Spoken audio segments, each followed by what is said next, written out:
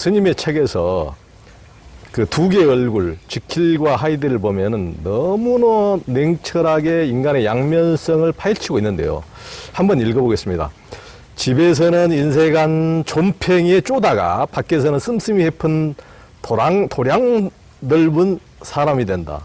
설교할 때 목사님은 거룩했으나 어둠의 그림자를 끌고 다닐 수 있고 가사장삼 걸친 스님의 뒷모습에는 신도를 먹이로 삼는 속물근성도 일어서고 있기 때문이다. 열려문 뒤에는 한 여자의 자유로운 몸짓이 숨어 있을 수 있고 도덕군자 행세하는 유생에게도 비릿한 역겨움이 독버섯처럼 자라고 있을지도 모를 일이다. 이런 빛과 어둠, 양면적인 성격과 본성이 수행을 통해서 점점 더 변화될 수는 없는 겁니까? 그러니까 방금 이제 선생께서 빛과 어둠을 읽어 주셨는데 세상의 구조가 낮과 밤으로 이루어져 있잖아요. 그러니까 빛과 어둠이 반반이죠. 아마 이 세상에서 아주 두루 갖춰져 있는 사람이라고 하면 제가 볼 때는 그분 역시 장점이 5고 단점이 5라고 생각합니다. 다만 이 수행자들은 끊임없이 단련해오는 몸과 마음을 단련해 오다 보니까 단점 부분을 좀 덜 표출하고 자기 자신한테 인색하게 채찍질을 가함으로 인해서 흔들리고 헐떡일 때마다 그것을 실행에 옮기지 않으려고 노력하고 말이나 행동도 스스로가 정제를 해서 좀 일반인들이 볼 때는 약간 고상하다는 느낌도 들고 일반인과 좀 다르다는 부분으로도 이렇게 받아들일 수 있고 그래서 그렇지 이 세상 그 누구도 장점이 5이면 단점도 5이라고 봅니다. 그러니까 어느 부부도 우리 남편은 100점짜리고 우리 아내는 100점짜리라고 한다고 할 것 같으면 표현상 대내적으로 선전용으로 그렇게 표현할 수는 있지만 속 마음속에 숨겨준 냉정한 점수표에는 100점짜리 100점짜리 남편이나 아내가 있을 수 없을 겁니다. 그건 냉정히 얘기하면 그러다 보니까 사람은 지킬과 하이드 지킬 박사가 의학 박사잖아요. 그래서 자기가 이제 뭐 새로운 걸 하나 만들어내기 위해서 실험실에서 연구해서 실수인지 어쩐지 모르겠으면 이제 하이드가 출연하잖아요. 그러듯이 빛과 어둠이 반반이듯이 내 마음, 향봉이의 마음 속에는 하이드 지킬만 있는 게 아니고 1000가지, 10,000가지의 불보살도 있을 수가 있고 1000가지, 10,000가지의 나안들도 마음속에서 장난질을 즐길 수도 있고 다 그런 거죠. 그러니까 이게 완벽을 지게 그러면 깨달음에 이르게 되면은 완벽한 하나의 그 참사람으로 완성이 되는 거 아니냐 이렇게 질문하는 분도 있어요. 그것도 반반 맞고 반은 틀리다고 봅니다.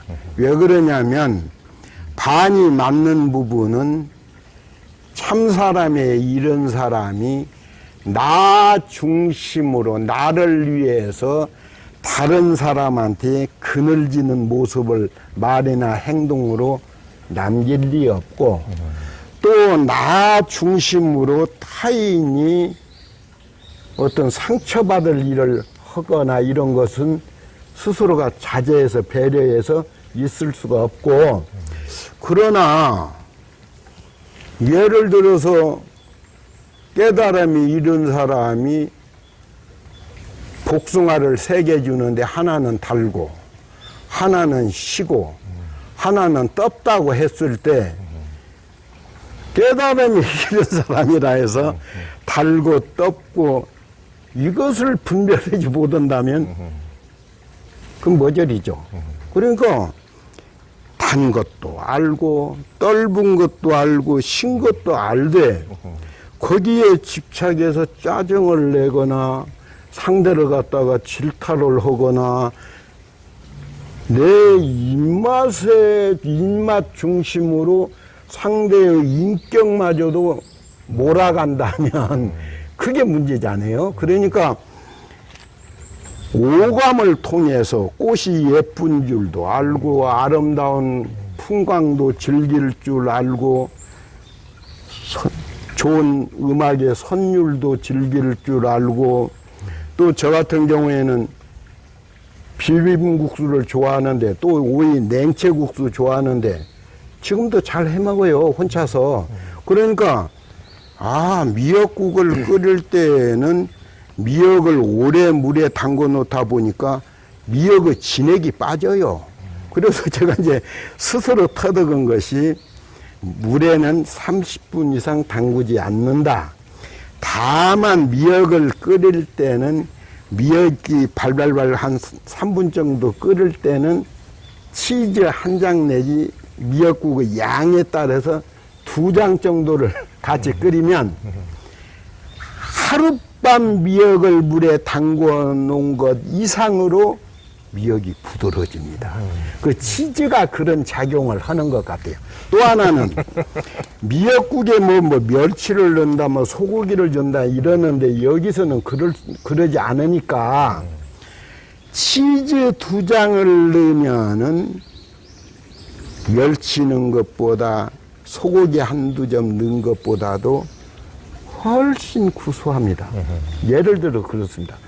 또 된장을 끓일 때는 주부들이 된장을 끓일 때 양파, 뭐 감자, 뭐 이렇게 고추 같이 끓이는 경우가 많은데 이거 요리 못하는 사람입니다. 제가 터득한 것은 맹물에다 감자를 넣어서 감자가 3분의 2 정도 익었다고 할 때 그때 이제 양파 넣고 그때 이제 고추 썰은 거 넣고 그 다음에 이제 불 끄고 된장찌개 먹어야지 1분 전에 그때 된장 내야 합니다.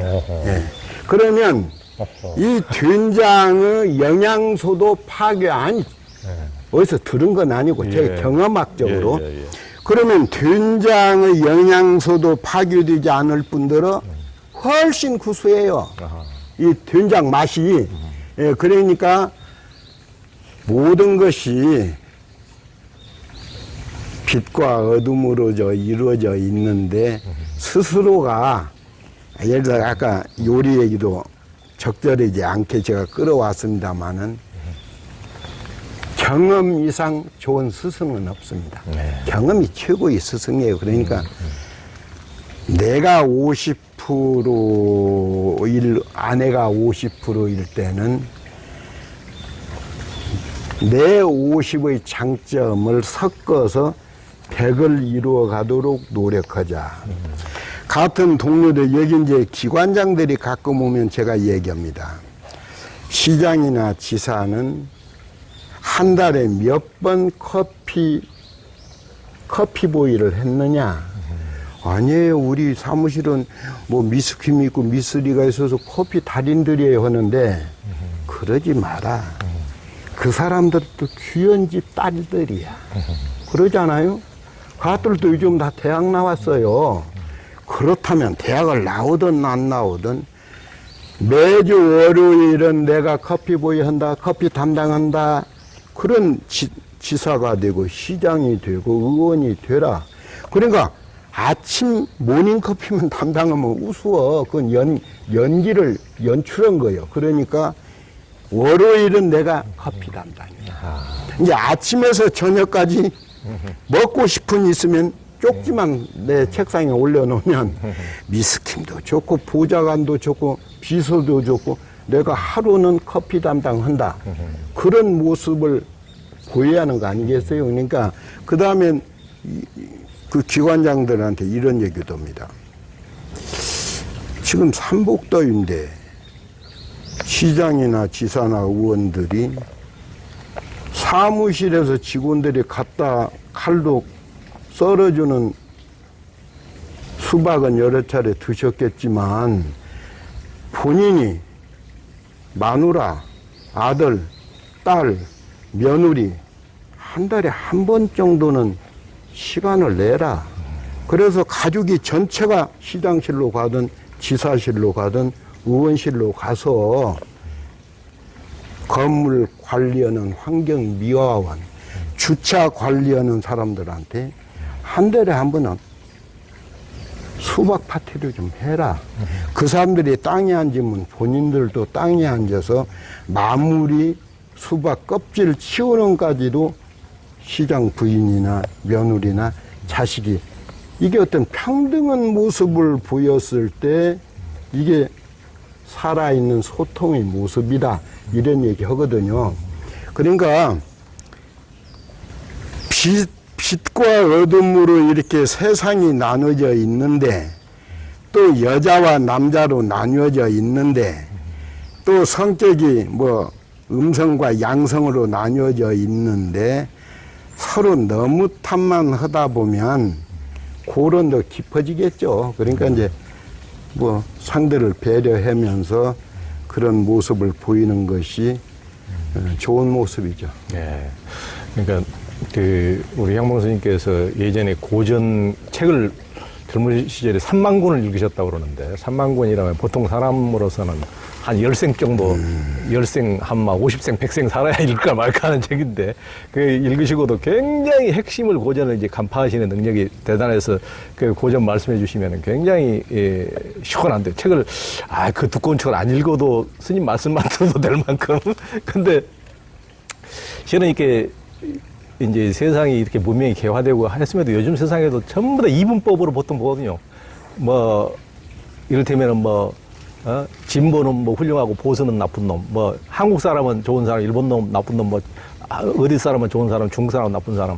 그러니까 한국 사람도 살인자도 있고, 사기치는 인간도 있고, 일본 사람 중에도 좋은 사람이 있거든요. 그러니까 뭐든지 이분법적으로 한쪽은 그 지킬 박사처럼 선의로 보고 한쪽은 하디처럼 악인으로만 보는데 그 한 사람 안에도 다 이게 스님께서는 늘 낮과 밤이 있고 밝음과 어둠이 있고 그걸 굉장히 명쾌하게 현실적으로 이렇게 말씀해 주시는데 우리 보통 사람들은 거의 편당 갈라가지고 한쪽은 전부 다 좋은 사람, 한쪽은 나쁜 사람.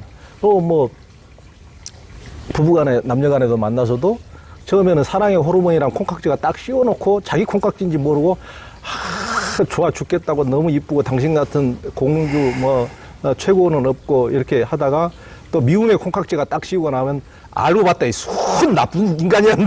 그래서 원래도 좋은 점도 있고 나쁜 점도 있었고 지금도 좋은 점도 있고 나쁜 점도 있는데도 불구하고 어떤 콩깍지가 씌었을 때는 그렇게 보고 저런 콩깍지가 씌었을 때는 또 반대로 보고 이렇게 자기가 현혹돼 가지고 자기 마음이 어두울 때는 다 어둡게 보고 자기 마음이 밝아질 때는 열리면은 다 밝게 보는데 그것이 어떻게 보면 깨달음인데 그 자기 마음의 깨달음은 보지 못하고 대상만을 가지고 늘 좋네 나쁘네 선이네 악이네 전부 다 그런 식으로 하는 것이 세상 중생 노름 아닙니까? 네. 그러니까 그걸 이제 모든 것이 낮과 밤이 있고 밝음과 어둠이 있고 그것에 대해서 이렇게 인정하고 들어가면은 어떤 사람에 대해서도 그 사람은 정말 부처님 가운데 떠박이야. 그래서 너무 우상시하는 면도 좀 들고 어떤 사람은 천상 저놈은 처음부터 끝까지 태어날 때부터 사기꾼이 악마야. 이렇게 다 규정 짓는 것도 좀 사라질 것 같습니다. 그 불교에서는 관세음보살이 있고 문수보살과 보현보살도 있는데요. 종종 이제 아이들로부터 저 보살들은 남자인가요, 여자인가요? 라는 질문을 받는다고 하셨는데요. 그럼 어떻게 답해 주십니까? 그 답은 제가 좀 나이가 있어서 헷갈리면 선생님께서 지적해 주시고요. 불교를 크게 이제 소승불교, 대승불교권 이렇게 나누잖아요. 근데 이제 소승불교라고 하면은 태국이라든지 뭐 미얀마라든지 뭐 이런 나라들이 이제 소승불교에 속한다고 하고, 대승불교 하면 중국이나 한국, 일본 뭐 이렇게 이제 분류들을 하는데, 이 소승불교와 대승불교의 소위 경전이 확실하게 다르죠. 이제 소승불교는 부처님이 돌아가시고 나서 350년, 380년 동안은 경전이 4개뿐이 없었어요. 그러니까 이제 아함부 경전이라고 하는데, 이야기가 조금 길다 해서 길장자 장함. 이야기가 약간 중간짜리가 줄을 이룬다 해서 중함. 또 이제 이야기가 좀 이렇게 섞여 있다 해서 자바함. 언어학자들이 후대에 공부해서 연구해 보니까 좀 이건 첨삭한 부분이 상당히 끼어 있다. 장중 자바음에 있던 언어와는 좀 다르다. 이래서 이제 후대학자들이 이걸 증일아함, 그래서 이제 사아함인데, 거기에다 이제 팔리 율장까지 합쳐서 이제 오부경전도 이렇게 말은 하는데, 여기에는 문수보살이 안 나와요. 그러니까 여기에 나오는 경전에 나오는 부처는 현생불인 석가모니.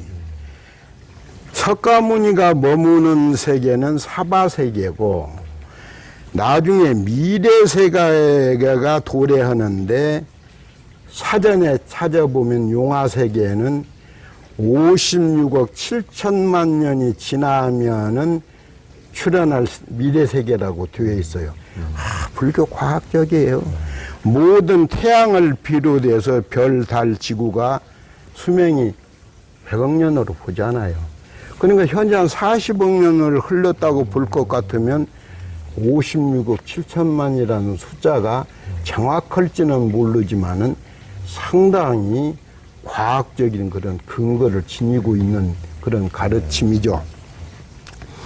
그러니까 미래 세계인 용화세계에 출현할 미륵불, 부처가 딱 둘이잖아요. 그 다음에 이제 보살도 이 4개 아함부에 석가가 사바세계에 오기 전에 도솔천에서 수행을 했는데, 그때 이름이 호명이다. 호명보살.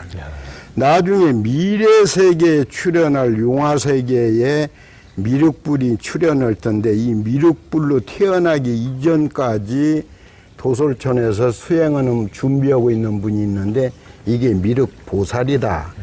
그러니까 부처도 둘, 보살도 둘이 등장하잖아요.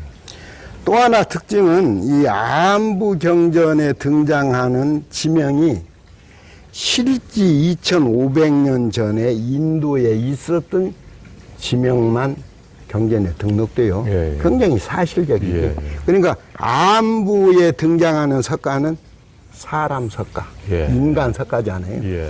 그 뒤에 이제 한 500년 후에 서양학자들의 주장에 존중하거나 거기에 방점을 찍을 일은 아니지만은, 나가르주나라는 승려가 출연하는데 석가모니 부처가 그 당시는 중생 근기가 제대로 준비가 안 되어서 용왕한테 모셔보고 맡겨놓은 경전이 있어. 이 경전을 내가 한 번에 다 찾아왔는데 하고 서른 것이 화엄, 법화, 열반, 건강 수없는 대승경전이잖아요. 이 대승경전에 화엄경 하나에만 등장하는 부처의 이름이 1000분의 1을 만큼 우스운 얘기로 손톱 부처, 머리털 부처라는 이름까지라도 실제 등장하는 건 아니지만은 그렇게 다양하게 부처가 우주의 빅명처럼 확 퍼져버리죠. 보살도 지금 문수보현 얘기하셨었는데, 문수보현도 이게 대승경전에만 나오는 보살들, 이게 부처와 보살이 중생들의 또 다른 모습을 형상화해서 이름을 붙인 거예요. 그러니까 스리랑카라든지 태국에서 중국에 유학 온 사람이 우리 같이 이제 승려이기 때문에 같이 자주 만나는데, 사찰이나 중국 그 큰 불교 회관 같은 데 가면 입구에 어제 조연 선생이 얘기한 것처럼 10개 사찰이면 9개 사찰이 심, 일, 무, 불, 마음밖에 따로 이 부처를 찾지 말라. 마음이 곧 부처니라 이렇게 써 있잖아요. 네. 그 다음에 또 중국은 아미타 신앙이 굉장히 정토 신앙이 많이 널려 있는데 아미타불이 많이 써 있어요. 그러니까 중국 발음 아미타불. 야, 아미타불가 무슨 뜻이냐 하는데 그 사람들은 아미타불을 몰라요. 우리가 49제를 지낼 때 주불이 석가가 아니고 아미타불이에요. 또 아미타불은 서방 극락세계에 계신다고 알려져 있고, 그러면 서방 극락세계까지 죽은 영혼을 인도에 간다 해서 일로왕보살도 등장해요. 끌린 자예요. 예, 예. 또 지옥문전에서 아주 부처님의 간절한 말, 밝은 빛과 같은 말씀으로 설법을 해서 잘못을 회개하고 다시 기회를 주어서 극락세계의 길을 알려준다 해서 지장보살 희생의 무슨 화신하면 지장하는데, 네. 지장도 모르고 아미타도 모르고 문수도 모르고 간섬도 몰라요. 소승불교의 신앙에서는. 그러니까 문수와 보현이 우리 법당에 보면 화관을 썼잖아요. 네. 대체적으로 화관을 써요. 네. 이 화관을 쓰는 것은 제가 불교 미술학자가 아니라서 가볍게 언급할 일은 아니지만은 제가 해외 13개 불교국은 다 가봤어요. 심지어는 히말라야 계곡에 박혀있는 시키메라는 나라가 있는데 예. 아주 조그마니 그렇죠. 산 정상에서 뺑 둘러보면은 저게 국경이다 할 만큼. 예. 가보셨어요? 국경. 시킴 못 가고, 아, 그러니까. 그 13개국 중에서 아마 시킴하고 부탄 2개를 못 가본 것 그런데 어느 나라 법당에 모셔진 부처님이 한국 부처님처럼 콧수염, 턱수염을 형상화해서 그림으로 그린 데는 없어요. 근데 한국은 왜 그러면 한국 부처는 시대에 따라 다르잖아요. 그 문명대라는 교수한테서 들은 것 같은데 확실하지는 않지만 이조의 불상은 약간 등이 굽어 있다. 유생들이 어지간히 행사하던 때니까 부처도 약간 기가 죽은 것처럼 숙여 있는 아니 그분 설명이에요. 예. 통이신라 부처는 딱 벌어진다는 거예요. 어깨도 벌어지고 이제 그분의 주장인데 그분한테 확실히 들었는지는 제가 불교신문사 심부름 할 때니까 뭐 잘못 기억할 수도 있어요. 그런데 이 한국의 부처는 어느 절에 가도 앉아 계신 부처가 줄을 이루고 있고, 왜 그러냐면 소나기가 퍼붓더라도 유교 양반은 뜀박질 하지 말라는 그런 말도 있잖아요. 예. 그리고 헛기침 하듯이. 그러니까 거의 좌불신앙이 상당히 뿌리를 깊게 내리다 보니까 이 한국 불교가 어떤 그 승려라고 하면은 좀 존엄스러운 부분, 그 다음에 대접해야 할 부분으로 잘못 각인되어 있는 부분도 그런 불상의 영향도 다소 미치지 않을까 생각을 하는데, 수염 그려진 것은 한국 부처뿐이에요. 딴 데는 그럴 리가 없죠. 그 다음에 우리가 49제 지낼 때 아미타불 지장보살을 계속 스님들이 염을 하는데, 소승불교에서는 아미타도 모르고 지장도 모르고 일왕도 모르니까 그 부처 보살 이름을 염을 리가 없죠. 그 내가 신도들한테 얘기합니다. 그러면 소승불교는 아미타, 지장, 일루왕을 안 부르니까 거기선 죄를 지내도 극락하지 않겠네. 예를 들어서 그러니까 죽은 신앙은 벗어나라. 내가 아미타가 돼야 해.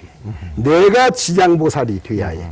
내가 일루왕보살이 되어서 실천적으로 빛으로 충만한 모습을 보이는 것이 수행의 목표 아니겠어요? 그러니까 한국의 보살들이 저렇게 보관을 써요. 보관을 쓴다는 것은 신분 사유에서 양반과 쌍놈 사유가 해방 요쪽 저쪽으로 사라졌지만 양반은 뭐 오죽하면 이 앉는 자세를 양반들이 그러잖아요. 그러니까 문수나 보현이나 지장보살 이런 보살들이 상당히 귀족이거나 왕족이거나 상당히 일반 평민은 아니야라는 인식을 심어주기 위해서 목걸이 하는 분이 없어요. 보살치고 목걸이를 해야 해요. 왜 그러냐면 상징적이니까. 그 중국에서 보면 중국 여자들이 부를 상징하기 위해서 금반지를 하나, 둘, 셋도 끼어요. 그러면은 여기는 금이 보이는데 이쪽으로 보면 실로 챙챙챙 감아놔요. 그래서 내가 물어요. 아니 왜 금반지를 안에 거를 실로 감아? 아, 네가 몰라서 그렇다. 밭일하고 쌀 씻다 보면 여기가 금이 다뤄지는데 이쪽은 안 다뤄지고 보여줘야 하고 이쪽은 주먹 주면 안 보이니까 요건 실로 칭칭 감아서 금 다뤄지는 것을 다소라도 더디게 한다. 이런 뜻이 있더라고요. 그러니까 우리 보살들은 금은보화를 몸에다 수행자는 기본적으로 지니지 말라는 율장이 있어요. 그런데 그 사표가 되어야 할 보살들이 어디 법당 가보세요. 목걸이 다 해서 그게 금인지 뭔지는 모르지만은 그런 목걸이를 다 했다는 것은 신분이 평민 아니야. 그저도 이 정도 갖춰진 분들이야 하는 그런 의미도 담고 있을 거예요. 그러니까 여자나 남자냐고 물으면 그게 실존 인물이 아닌데 실제로 어머니 배꼽을 통해서 나온 분들이 아닌데 그걸 여자로 답하기도 그렇고 또 남자로 하기도 그러니까 아까 얘기했듯이 모든 사람은 50이 장점, 50이 단점이 있듯이 남자의 50 장점, 여자의 50 장점을 어우러져서 다 갖추어져 있는 그런 이상향의 보살로 설명을 했죠. 네, 그렇죠. 예전에는 뭐 나가르주나도 이제 뭐 왕자라고 그러지만은 예전에는 뭐 봉건 시대는 인도는 말할 것도 없고 카스트 시스템이 너무나 셌으니까 중국 같은 경우도 봉건 시대니까 이제 불교가 이제 천하를 주류 종교가 됐을 때는 다 훌륭하신 분들은 전부 다 왕족이라고 전부 다 하여튼 이렇게 했을 뭐 사실이어서 그랬을 수도 있겠지만은 사실이 아니라도 그렇게 갖다 붙였을 가능성도 있으리라 이렇게 유추가 되더라고요.